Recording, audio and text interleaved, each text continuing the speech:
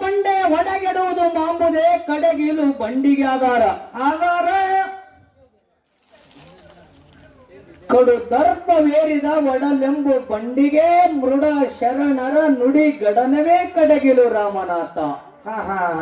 ಹೇಗಂದ್ರೆ ಏನ್ರಿ ಸರ್, ಇದು ಬಹಳ ದಿವಸ ಹೇಳ್ಕೊತ ಬಂದಿದ್ದೇವೆ ಕರೆ ಇದ್ರ ವಿಚಾರಗಳನ್ನ ನಾವು ಇನ್ನೂ ತಿಳಿದಿಲ್ಲ ತಿಳಿಸಿ ಹೇಳಲ್ಲ. ಕಡೆಗಿಲ್ಲದ ಬಂಡೆ ಹೊಡಗೆಡುವುದು ಮಾಪದೆ. ಹೆಂಗಂದ್ರೆ ಏನ್ರಿಪ್ಪ, ರೈತ ಎತ್ತಿನ ಬಂಡಿ ಕೊಳ್ಳ ಕಟ್ಟಿಕೊಂಡು ಹೊಲಕ್ಕ ಮನೆಗೆ ತಿರುಗಾಡ್ತಾನ, ಕಣಕಿ ತರ್ತಾನ, ಅದ್ರಾಗ ಕೆಲವೊಂದೊಂದು ಚೀಲ ಧಾನ್ಯಗಳನ್ನ ಹಾಕ್ಯಾನ ಹಚ್ಚಿ ಎರಡು ಬಲಿಷ್ಠವಾಗಿರ್ತಕ್ಕಂಥ ಎರಡು ಎತ್ತಗಳ ಬಂಡಿಗೆ ಹುಡ್ಯಾನಲ್ರಿಪ್ಪ, ಜೊತೆಗೆ ಹಾಕ್ಯಾನ, ನಗ ಹಾಕ್ಯಾನ, ಎಲ್ಲಾ ಹಾಕ್ಯಾನ. ಹೌದು,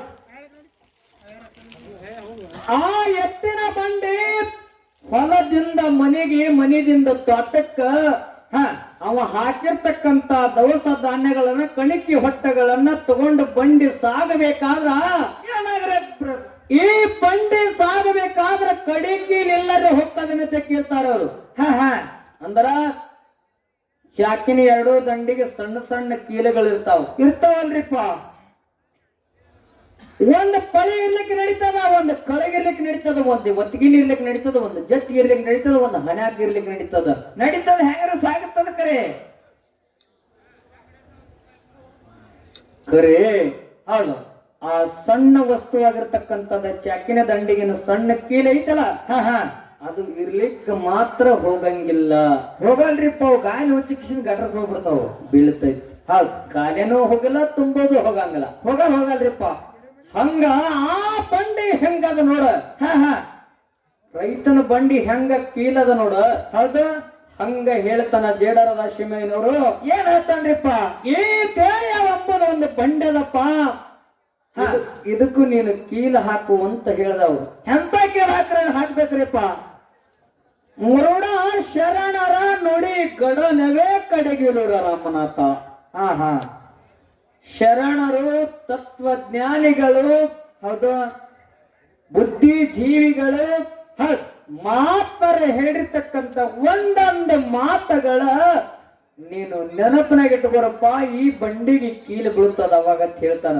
ಈ ಶರೀರ ಕೀಲು ಅವೇ ಇದ್ದಂಗ, ಅದು ಬಿತ್ತು ಅಂದ್ರೆ 100 ವರ್ಷ ತನ ಈ ದೇಹ ಎಂಬುದು ಶರೀರ ಎಂಬ ಬಂಡಿ 100 ವರ್ಷಕ್ಕೆ ಹೋಗ್ಬಿಡ್ತದ. ಹೌದು, ಇಲ್ಲಂದ್ರ ಇಲ್ಲ, ಮುಟ್ಟಂಗಿಲ್ಲ. ಹೌದ್ರಿಪ್ಪ. ರಮಣ ಮಹರ್ಷಿಗಳಲ್ಲಿ ಬಹಳಷ್ಟು ಮಂದಿ ಶಿಷ್ಯರಿದ್ರತ್ತ, ಬಹಳಷ್ಟು ಮಂದಿ ರಮಣ ಋಷಿಗಳಾಗಿ ಹೋದ್ರೆ ಹಿಂದಿನ ಕಾಲಮಾನದಾಗ. ಹೆಂಗ್ರಿಪ್ಪ, ರಮಣ ಮಹರ್ಷಿಗಳಲ್ಲಿ ಬಹಳಷ್ಟು ಮಂದಿ ಶಿಷ್ಯರಿದ್ರು, ಕಾಯಕ ಮಾಡ್ತಿದ್ರು. ಒಬ್ಬೊಬ್ರಿಗೆ ಒಂದೊಂದು ಕಾಯಕ ಹಚ್ಚಿದತ್ತು ರಮಣ ಮಹರ್ಷಿ. ಒಬ್ಬ ಹುಡುಗ ಜೀವನದೊಳಗ ಬಹಳ ಜಿಗುಪ್ಸೆ ಬಂದ್ಕೊಂಡ. ಹೌದು, ಅವ ಮನುಷ್ಯ. ಹೌದು, ಏನಾಯ್ತಪ್ಪ ಜೀವನದೊಳಗೆ ಬದುಕಲಕ್ಕ, ಯಾಕೆ ಬದುಕಬೇಕು ನಾವಿನ್ನ? ಯಾಕೆ ಬದುಕಬೇಕು ಈ ಜೀವನದಾಗ? ಸಾಕಾಗಿ ಹೋಗ್ಯದ ನನಗೆ. ಏನು ಕಷ್ಟ, ನಷ್ಟ, ದುಃಖ, ಕಷ್ಟ, ಇದೇನು ದಿನಂಪ್ರತಿ ಇದು ಮನುಷ್ಯಗೆ ಎಷ್ಟು ಕಾಡುದಪ್ಪ. ಹೌದು, ಎಷ್ಟು ದುಃಖ, ಎಷ್ಟು ಕಷ್ಟಗಳ ನುಂಗಿ ಜೀವನದೊಳಗೆ ಈ ಭೂಮಿ ಮೇಲೆ ಬದುಕೋದಕ್ಕಿಂತ ಸಾಯುವುದೇ ಸತ ತಿಳ್ಕೊಂಡು ಮನಸ್ಸು ನಿರ್ಧಾರ ಮಾಡಿ ಅವ ಪ್ರಯಾಣ ಮಾಡಿಕೋತು ಹೊಂಟಿದ್ದ. ಎಲ್ಲರ ಅರಣ್ಯದೊಳಗೆ ಹೋಗಿ ಆತ್ಮಹತ್ಯೆ ಮಾಡ್ಕೊಂಡು ಸಾಯ್ಬೇಕಂತ ತಿಳ್ಕೊಂಡು ಹೊಂಟ. ಸಾಯ ನಿರ್ಧಾರ ಮಾಡ್ದವ, ಕೊನೆ ನಿರ್ಧಾರ ಸಾಯ್ಬೇಕ ತಿಳ್ಕೊಂಡು ಹೊಂಟ. ಹೌದು, ಸಾಗುತ್ತ ಅಲ್ಲಿ ಸಾಯ್ಬೇಕು, ಇಲ್ಲಿ ಸಾಯ್ಬೇಕು, ಗಿಡ ನೋಡಿ ಹಾಕೋಬೇಕಿಲ್ಲ, ಕೊಳ್ಳ ಹಾರ್ಬೇಕು, ಬಾವಿ ಜಿಗಿಬೇಕು, ನೀರ್ ನೋಡ್ಕೊತ ಹೊಂಟ. ಏನಾರ ಮಾಡಿ ಜೀವನ ಕಳ್ಕೋಬೇಕು, ಆತ್ಮಹತ್ಯೆ ಮಾಡ್ಕೋಬೇಕಂತ ತಿಳ್ಕೊಂಡು ಬಹಳ ಮನಸ್ಸಿಗೆ ನೊಂದುಕೊಂಡ. ಆ ಹುಡುಗ ದಾರಿ ಪ್ರಯಾಣ ಮಾಡ್ಕೊತ ಹೊಂಟಿದ, ದಾರಿ ಹಿಡ್ಕೊಂಡು ನಡೀತು ಹೊಂಟಿದ. ಅವಾಗ ಏನಾಯ್ತ್ರಿಪ್ಪ, ಹೋಗೋದ್ರೊಳಗ ದಾರ್ಯಾಗ ರಮಣ ಮಹರ್ಷಿಗಳ ಕುಟೀರ ಹತ್ತವನಿಗೆ. ಕುಟಿಲ ಹತ್ತು ಆಶ್ರಮ, ಕುಟೀರ. ಕುಟಿಲ ಅಂದ್ರೆ ಮತ್ತೆ ಬೇರೆ ಅಂತದ್ದು. ಹೌದು, ನಮಗೇನ್ ಗೊತ್ತಿದ್ರಪ್ಪ. ಅವು ರಮಣ ಮಹರ್ಷಿಗಳ ಕುಟೀರ ಹತ್ತು ಆ ಋಷಿಗಳ ಆಶ್ರಮದ ಬಲ್ಲಿ ನಿಶಾನಿ ಪಚನೆ ಅವೇನು ಮಠಗಳು ಚಿನ್ನನೆ ಬೇರೆ ಇರ್ತಾವ. ದೂರಿನ ನಿಂತು ನೋಡಿದ್ರು ಮಠನೇ ಇದು, ಮನಿ ನೇತ್ರ ಗೊತ್ತಕ್ಕದಲ್ರಿಪ್ಪ. ಹಂಗ ದಾರಿ ಹಿಡಿದು ಹೋಗಂತ ಸಂದರ್ಭದಲ್ಲಿ ರಮಣ ಮಹರ್ಷಿ ಮಹರ್ಷಿಗಳ ಆಶ್ರಮ ಕಂಡಿತ್ತು ಹುಡುಗಗ. ಏನ್ ಮಾಡ್ತಾನ್ರಿಪ್ಪ ಆಶ್ರಮ ನೋಡಿ? ಅವಾಗ ಇವ ವಿಚಾರ ಮಾಡ್ದ, ಸಾಯಿದಂತೂ ಸಾಯಿದ ನಿಕ್ಕಿ ಅದ ಅದ, ಇದೇನು ಮುಂದಿಟ್ಟು ಹೆಜ್ಜೆ ಹಿಂದಿಡುದಲ್ಲ. ಸಾಯೋದ್ರೊಳಗ ಮನುಷ್ಯ ಹುಟ್ಟಿ ಬಂದ ಮೇಳಕ ಸುಮ್ಮ ಒಬ್ಬರು ಮಾತ್ಮರ ದರ್ಶನ ಮಾಡ್ಕೊಂಡು ಸತ್ತರ ಬೇಷಕ್ಕದ ತಿಳ್ಕೊಂಡ ಹೀಗ ವಿಚಾರ ಮಾಡ್ದ ಸಾಯಿದಂತೂ ಗಚ್ಚಿ. ಸಾಯೋದ್ರೊಳಗೆ ಒಬ್ಬರು ಮಾತ್ಮರ ಇದ್ದಂಗ ಕಾಣ್ತಾರಲ್ಲಿ, ಆ ಮಾತ್ಮರ ದರ್ಶನ ಮಾಡ್ಕೊಂಡು ಸತ್ರ ಆಯ್ತ ತಿಳ್ಕೊಂಡು ಹೋದ. ಹೋಗೋದ್ರೊಳಗೆ ಆ ಋಷಿಗಳ ಆಶ್ರಮದೊಳಗೆ ಬಹಳಷ್ಟು ಹುಡುಗರು ಶಿಷ್ಯಂದರೆಲ್ಲ ಕೆಲಸ ಮಾಡ್ತಿದ್ರು. ಅದೇ ಆಗಿನ ಕಾಲ ಬಂದಾಗೆಲ್ಲ ಏನ್ ಮಾಡ್ತಿದ್ರು ಕೇಳಿದ್ರೆ, ಅವು ಅಡವ್ಯಾಗಿರ್ತಕ್ಕಂತ ಗಿಡದ ಎಲಿ ಅಗಲಗಿರ್ತಕ್ಕಂಥ ಎಲಿಗಳ ತಂದು ಅವಕ್ಕ ಕಟ್ಟಿಲೆ ಚುಚ್ಚಿ ಅವಕ್ಕ ಪತ್ರೋಳಿ ಮಾಡ್ತಿದ್ದ ಮಂದಿಗೆ ಉಳ್ಳಾಕ. ಹೌದು, ಪತ್ರೋಳಿ ಪ್ಲೇಟ್, ಆ ಪ್ಲೇಟ್ಗಳು ಮಾಡ್ತಿದ್ರು ಎಲ್ಲಾ ಹುಡುಗರಲ್ಲಿ ಸೇರಿ. ಹೌದು, ಬಹಳ ಕಷ್ಟಪಟ್ಟು ಮಾಡ್ತಿದ್ರು, ಹಂಗೆ ಹರಿತಿದ್ರು ಮತ್ತಿದು ಮಾಡ್ತಿದ್ರು. ಇದನ್ನ ನೋಡ್ಕೊಂತ ಹೋಗಿ ರಮಣ ಮಹರ್ಷಿಗಳ ಪಾದಕ್ಕೆ ನಮಸ್ಕಾರ ಮಾಡ್ದ. ಯಾವ್ರಪ್ಪ ಎಲ್ಲಿ ಅವ, ನೀ ಹೆಂಗ್ ಹೊಂಟಿದಿ, ಒಬ್ಬ ಬಂದಿಯಲ್ಲ, ಏನು ನಿನ್ನ ಕುಲಚಲ, ನಿನ್ನ ಯಾವೂರ ಏನು ಅಂತಕ್ಕಂಥದ್ದು ಅವನು ಮಾಹಿತಿ ಎಲ್ಲ ತಗೊಂಡ ಗುರು. ಅವಾಗಂದ ಊರ ಕೇರಿ ತಗೊಂಡು ಏನ್ ಮಾಡೋರು, ತಾಯಿ ತಂದೆ ತಗೊಂಡು ಏನ್ ಮಾಡ್ರಿ, ಜೀವನದೊಳಗ ನನಗ ಸುಖ ಎಂಬುದು ಪರಮಾತ್ಮ ನನ್ನ ಹಣೆ ಬರದಾಗ ಬರೀಲಿಲ್ಲ. ಬರದೇ ಹೊಟ್ಟೆ ನನಗ, ನಾ ಹೊಟ್ಟೆನೆ ನನ್ನ ತಿಳಬಲ್ಲ ಹಿಡ್ಕೊಂಡು ನನ್ನಂತ ಕಷ್ಟ ಜಗತ್ತೊಳಗೆ ಯಾರಿಲ್ಲ ಭಗವಂತ. ಕಷ್ಟ ಆಗೈತಿ, ಸಾಕಾಗೈತಿ ಜೀವನ, ಇನ್ನು ಸಾಯ್ಬೇಕಂತೇಳಿ ಹೊಂಟಿದ. ಸಾಯಿಲಾಕ ನನಗೊಂದು ದಾರಿ ಹೇಳ್ರಿ, ಎಲ್ಲಿ ಹೋಗಿ ಸಾಯ್ಬೇಕು, ಹೆಂಗ ಸಾಯ್ಬೇಕು.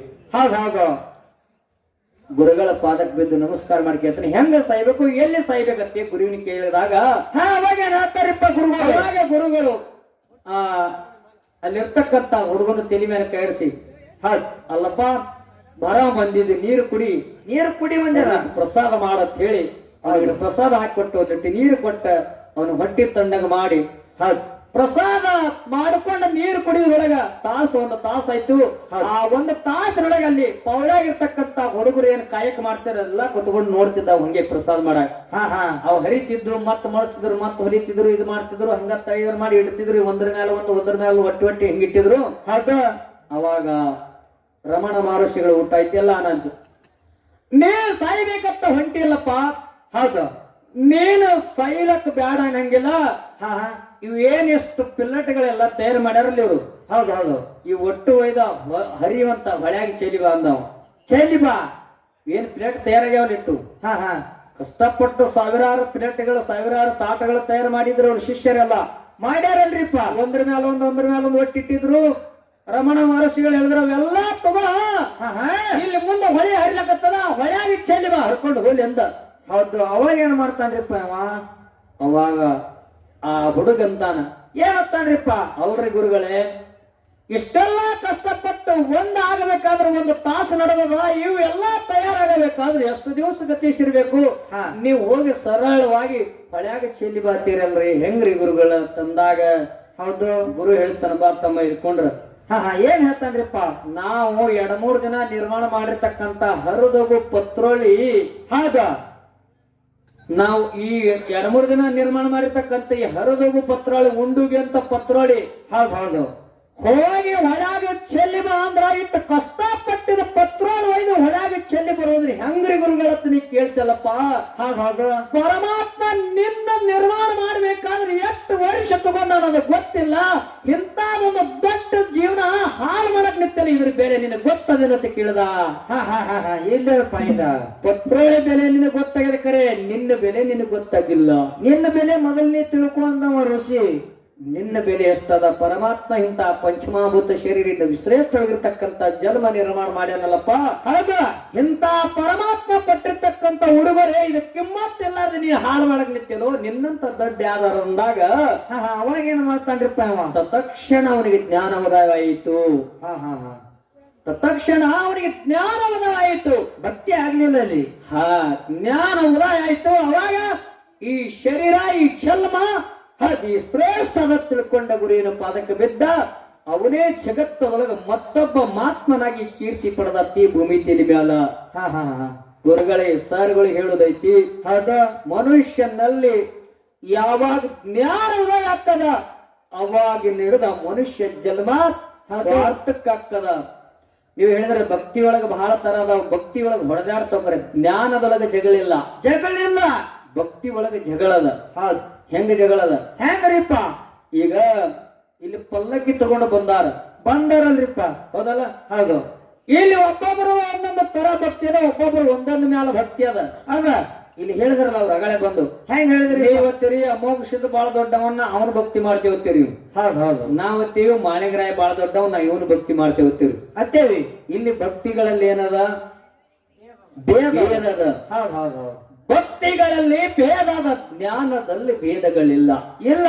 ಯಾವ ಮನುಷ್ಯನ ಜ್ಞಾನ ಉದಯ ಆಗ್ತದ ಆ ಮನುಷ್ಯ ಜೀವನದೊಳಗ ಎಂದೂ ತಪ್ಪ ದಾರಿಗೆ ಹೋಗಂಗಿಲ್ಲ. ಆ ಜ್ಞಾನನ ಅತ್ತ ಶ್ರೇಷ್ಠವಾಗಿರ್ತಕ್ಕಂಥದ್ದು ಐತಿಲ್ಪ. ಅದಕ್ಕೆ ತತ್ವಜ್ಞಾನಿಗಳಂದಾರ. ಏನಂದಾರ? ದಿವ್ಯ ಜ್ಞಾನಿಗಳಂದಾರ, ಬ್ರಹ್ಮ ಜ್ಞಾನಿಗಳಂದಾರ, ತ್ರಿಕಾಲ ಜ್ಞಾನಿಗಳಂದಾರ. ಅಂದಾರ ಇವೆಲ್ಲಾ ಜ್ಞಾನಿಗಳು ಎಷ್ಟು ಪವಿತ್ರವತ್ತು ಕೇಳಿದ್ರೆ ಜೀವನದೊಳಗ ನಾ ಜ್ಞಾನದಿಂದ ಸ್ವರ್ಗವನ್ನೇ ನಿರ್ಮಾಣ ಮಾಡುವಂತ ತಾಕತ್ತ ಜ್ಞಾನದಲ್ಲಿ. ಹೌದು ಹೌದು. ಮಾಡಿಲ್ಲ? ವಿಶ್ವಾಮಿತ್ರ ಮಾಡ್ಯಾನಲ್ರಿಪ್ಪ. ತ್ರಿಶಂಕು ಸ್ವರ್ಗ ಅಂತೇಳಿ ಮತ್ತೊಂದು ನಿರ್ಮಾಣ ಮಾಡಿದ. ಹೌದಲ್ಲ? ಹೌದು. ಹಂಗ ಜೀವನದೊಳಗ ನಾವು ನೀವೆಲ್ಲರೂ ಜ್ಞಾನವಂತರಾಗಿ ಈಗ ಹೇಳ್ತದ ಫಸ್ಟಿನೊಳಗೆ ಉದಯ ಆಗಿರ್ತಕ್ಕಂಥ ನಿಮ್ಗೊಂದು ಬಡ್ಡಿ ಮಾತು ಹೇಳ್ತಾ. ಏನ್ರಿಪ್ಪ? ಪ್ರಥಮದಲ್ಲಿ 4 ವೇದಗಳು, ಆ ನಂತರ 6 ಶಾಸ್ತ್ರಗಳು. ಪೂರ್ವದಲ್ಲಿ 4 ವೇದಗಳು, 6 ಶಾಸ್ತ್ರಗಳು, 18 ಪುರಾಣಗಳು, 28 ದಿವ್ಯಾಗಮಗಳು, 108 ಉಪನಿಷತ್ತುಗಳು. ಹೌದೌದ್ರಿ. ಇವೆಲ್ಲಾ ಭಕ್ತಿದಿಂದ ನಿರ್ಮಾಣ ಆಗ್ಯಾವೋ ಜ್ಞಾನದಿಂದ ನಿರ್ಮಾಣ ಆಗ್ಯಾವೋ? ನೀವು ಹೇಳ್ರಿ. ಅದನ್ನ ಜ್ಞಾನ ಬೇಕ್ರಿ.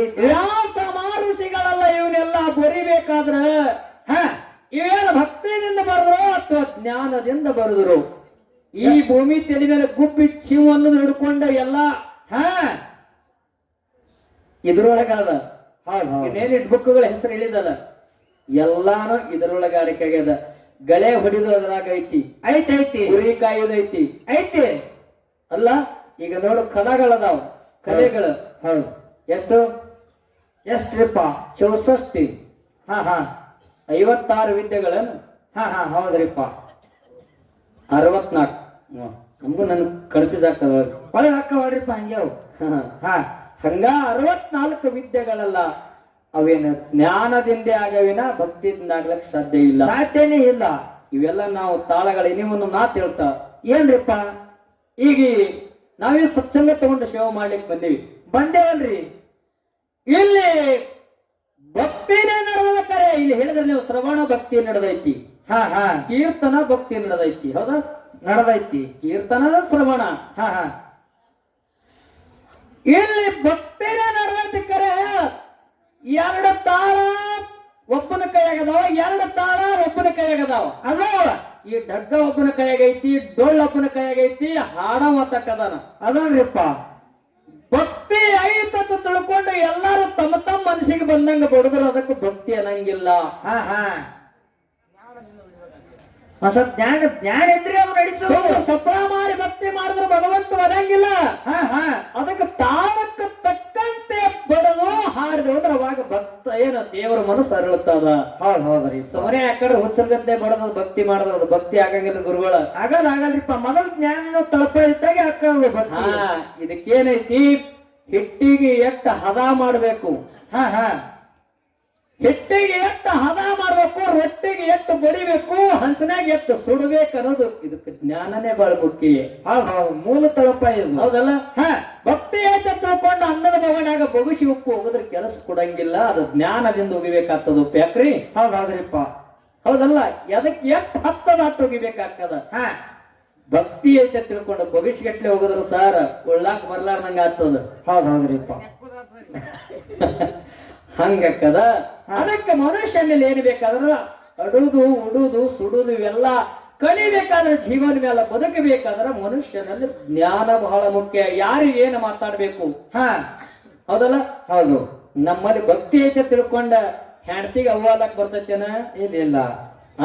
ಅನ್ನಕ್ ಹೆಂಗ್ ಬರ್ತದ್ರಿ ಅದ ಭಕ್ತಿದಿಂದ ಹೆಂಡತಿಗೆ ಅವ್ವ ಅನ್ಕೋತ ಹೊಂಟ್ರೆ ಹೆಂಗದ ಅವಾಗ ಅವ್ವನೇ ಅನ್ಬೇಕು ಅಪ್ಪಗ ಅಪ್ಪ ಅನ್ಬೇಕು ಹೌದು ಹೌದಿಲ್ರಿ ಭಕ್ತಿ ಹೆಂಗದ ಕೇಳಿದ್ರ ನಾವು ಭಕ್ತಿ ಮಾಡಬೇಕಾದರೆ ಮೊದಲದು ಜ್ಞಾನದಿಂದ ಉತ್ಪತ್ತಿ ಆಗ್ತತಿ ಹೌದು ಭಕ್ತಿಗೆ ಏನು ಕಾರಣ ಮೂಲ ಜ್ಞಾನ ಕಾರಣ ತಳಪ ಜ್ಞಾನದ ಹೆಂಗ ಜ್ಞಾನಂದ್ರ ಗುರು ನನಗೆ ಒಲಿತಾನ ಅನ್ನೋದು ಮೊದಲು ನಮ್ಮ ಜ್ಞಾನ ಇದ್ದೇ ಭಗವಂತನ ನಾಮ ನುಡಿಯಾಕ ಬರ್ತದ ಜ್ಞಾನ ಇಲ್ಲಾರ್ದವ್ರು ಯಾರು ನುಡಿಯಾಕ ಬರುದಿಲ್ಲ ಹೌದೌದ್ರಿ ಮನುಷ್ಯನಲ್ಲಿ ಜ್ಞಾನ ಬೇಕಾಗ್ತತಿ ಹೌದೌದು ಜ್ಞಾನ ಇದ್ದಾಗೆ ಜೀವನ ಆಗ್ತತಿ ಇಲ್ಲಂದ್ರ ಆಗಲ್ಲ ಆಗುದಿಲ್ಲ ಅಂತಕ್ಕಂತ ವಿಚಾರಗಳನ್ನ ಬಹಳ ಮಾತಾಡಲಾರ್ದೆ ಹೌದು ಒಂದು 4 ನುಡಿ ಸತ್ಯ ಸುಂದರವಾಗಿರ್ತಕ್ಕಂತ ಜನರಲ್ ಪದ್ಯ ಹಾಡಿ ಹೌದು ಎಲ್ಲಾ ಅವಾಗಳು ಬಂದು ಮುಕ್ಕೊಂಡಾರ ಯಾಕಂದ್ರ ಹೌದು ಹಂಗಾಕೈತಿ ಈಗ ಸಮಯ ಇರ್ಲಿ ಬಹಳ ಟೈಮ್ ತಗೊಳ್ಳಾರೆ 4 ನುಡಿ ಪದ್ಯನ ಹಾಡಿ ಮತ್ತೆ ಯಥಾ ಪ್ರಕಾರ ನಮ್ಮ ಶ್ರೇಷ್ಠ ಕಲಾವಿದರು ಇರ್ತಕ್ಕಂತ ಗಾನಕ್ಕೆ ಹೋಗಿ ಹಿಂಗಪ್ ಸರ್ ಅವ್ರಿಗೆ ಚಾನ್ಸ್ ಕೊಡ್ತಾವೆಲ್ಲ ಶಾಂತತೆ ಕಾಪಾಡ ತಿಳ್ಕೊಂಡು ತಮ್ಮಲ್ಲಿ ವಿನಂತಿ ಬಂಧುಗಳೇ ನೀವೆಲ್ಲಾ ಮಲ್ಕೊಂಡವ್ರು ಎದ್ದು ಬಂದ್ರು ಯಾಕಂದ್ರ ಇಂಥ ಮಾಳಿಗರ ಪುಣ್ಯ ಪೌಳಿಗಳಿಗೆ ಬಂದು ಮಕ್ಕೊಂಡವ್ರಿಗೆ ಒಂದು ಮಾತು ತಿಳಿಬೋದು ಏನ್ ಹೇಳ್ತೀರಿಪ್ಪ ಮಾತ ಇಲ್ಲಿ ಮಾಳಿಗರಾಯನ ಸನ್ನಿಧಾನದೊಳಗೆ ಬಂದು ಭಕ್ತಿಯಿಂದ ಬೆಳ್ಳಿನ ಹಾಡ ಕೇಳಬೇಕಾದ್ರ ಭಕ್ತಿಯಿಂದ ಹಾಡಬೇಕಾದ್ರ ಇದಕ್ಕೆ ಏನು ಕಾರಣ ಮುಂದೆ ಯಾಕೆ ಹಿಂಗ ಮನಗಿಸ್ತದ ಅಂತ ಕೇಳಿದ್ರ ಯಾಕ್ರಿಪ್ಪ ನಾವು ಹಾಡುದು ಕೇಳುದು ಅದು ಭಾಗ್ಯ ಸಿಗಬೇಕಾದ್ರೆ ನಮಗೆ ಪುಣ್ಯದ ಟಿಕೆಟ್ ಬೇಕಾಗ್ತೈತಿ ಪುಣ್ಯದ ಟಿಕೆಟ್ ಹೆಂಗ ಪುಣ್ಯದ ಟಿಕೆಟ್ ಹೆಂಗ್ರಿಪ್ಪ ಚಿಕ್ಕೋಡ್ಯಾಗ ಒಂದು ಸಿನಿಮಾ ಹತ್ತೈತಿ ಹತ್ತೈತಿ ಟಾಕೀಸ್ನಾಗ ಹತ್ತವ್ರಿಪ್ಪ ಎಷ್ಟೋ ಮಂದಿ ಟಿಕೆಟ್ ತಗೊಂಡ್ ಹೋಗ್ತಾರ ಕೆಲವೊಂದು ಮಂದಿ ಹಂಗ ತುಳುವಿಲೆ ಹೋಗಿರ್ತಾರ ಒಳಗೆ ಹಾಕಿರ್ತಾರಲ್ರಿ ನಮ್ಮಂತವ್ರು ಚೇರ್ಮನ್ ಅಂತವ್ರು ಹಿಂದಿನ ಬಾಗಿಲೆ ಮುಂದಿನ ಬಾಗಿಲೆ ಹಾಕಿ ಹೋಗಿರ್ತಾರ ಒಳಗ ಅವಾಗ ಸಿನಿಮಾ ಚಾಲು ಆಗಿ ಒಂದು 10-15 ನಿಮಿಷಕ್ಕ ಅಲ್ಲಿ ಓಡಾಡ್ತಕ್ಕಂತ ಆಳುಗಳು ಕೆಲಸಗಾರ ಬರ್ತಾರ ಬಂದ್ ಏನ್ ಮಾಡ್ತಾರಪ್ಪ ಅವರೆಲ್ಲಾ ಸಾಲಕ ಕುರ್ಚಿಗಳಿಗೆ ಚೆಕ್ ಮಾಡ್ಕೊತ ಬರ್ತಾರೆ ಟಿಕೆಟ್ ತೋರಿಸ್ರಿ ಅಂತ ಕೇಳ್ಕೊತ ಬರ್ತಾರ ಕೇಳ್ಕೊತ ಬರ್ತಾರಲ್ರಿಪ್ಪ ಅವಾಗ ಯಾರಲ್ಲಿ ಟಿಕೆಟ್ ತೋರಿಸ್ತಾರೆ ಯಾರಲ್ಲಿ ಟಿಕೆಟ್ ಇರ್ತದ ಅವ್ರಿಗೆ ಕುರ್ಚಿ ಕೊಡ್ತಾರ ಕುಂಡ್ರಿ ಅಂತೇಳಿ ಇಲ್ಲಾರವ್ರಿಗೆ ಟಿಕೆಟ್ ಇಲ್ಲಾರ್ದವ್ರಿಗೆ ಹೆಡಕ್ ಹಿಡಿದು ಸ್ಟೇಜಿನ ಹೊರಗೆ ಥಿಯೇಟರ್ ಹೊರಗೆ ಹೋಗಿತಾರೆ ಅವರಲ್ಲಿ ಹೆಂಗ ಟಿಕೆಟ್ ಇದ್ರೆ ಕುರ್ಚಿ ಸಿಗ್ತದ ನೋಡ ಹಂಗ ನಿಮಗ ಇದು ಪುಣ್ಯದ ಟಿಕೆಟ್ ಇದ್ರೆ ಹಿಂಗ ದೊಡ್ಡ ಕುರ್ಚಿ ಮೇಲೆ ಕೂತ್ ನಿಮ್ಗೆ ಕೇಳಿ ಕೊಡ್ತೈತಿ ಪುಣ್ಯದ ಟಿಕೆಟ್ ಇರ್ಲಿಕ್ಕಂದ್ರೆ ಹಿಂಗ ಹೆಡಕ್ ಹಿಡಿದು ಮನಗಸ್ತೈತಿ ಇಲ್ಲ ಮನಿಗ್ ಕಳಿಸ್ತೈತಿ ಈಗ ಮಕ್ಕೊಂಡ್ರೆ ಒಟ್ಟು ಪುಣ್ಯ ಟಿಕೆಟ್ ಇಲ್ಲ ಅಂದ್ರೆ ಒಟ್ಟು ಅವ್ರು ಬಂದ್ ಇಲ್ಲೇ ಇಲ್ಲ ಅದು ಬ್ಯಾಲೆನ್ಸ್ ಇಲ್ಲ ಬ್ಯಾಂಕ್ನಾಗ ಅವ್ರಿಗೆ ಹೆಂಗ್ ಮಾಡ್ಕೊಡ್ತಾರೆ ಇಲ್ಲಿ ಮ್ಯಾಲದಾಗೆ ಮಕ್ಕೊಂಡ್ರಲ್ಲ ಮತ್ತೆ ಚೇರ್ಮನ್ ಇವರಿಗೆ ಅವ್ರದ್ದು ಇಲ್ಲ ಅವ್ರದ್ದು ಇದೆ ಪುಣ್ಯ ಟಿಕೆಟ್ ಯಾರು ಮಕ್ಕೋತಾರ ಅವ್ರದ್ದು ಇಲ್ಲ ಅಂತಕ್ಕಂಥ ವಿಚಾರ ಅದ ನಾಲ್ಕು ಪದ್ಯ ಹಾಡಿ ಜನರಲ್ ಹಾಡೋಣ ಮತ್ತೆ ಸಿದ್ಧಾಟಿಗಳಿಗೆ ಹಾಡೋದ್ರಿ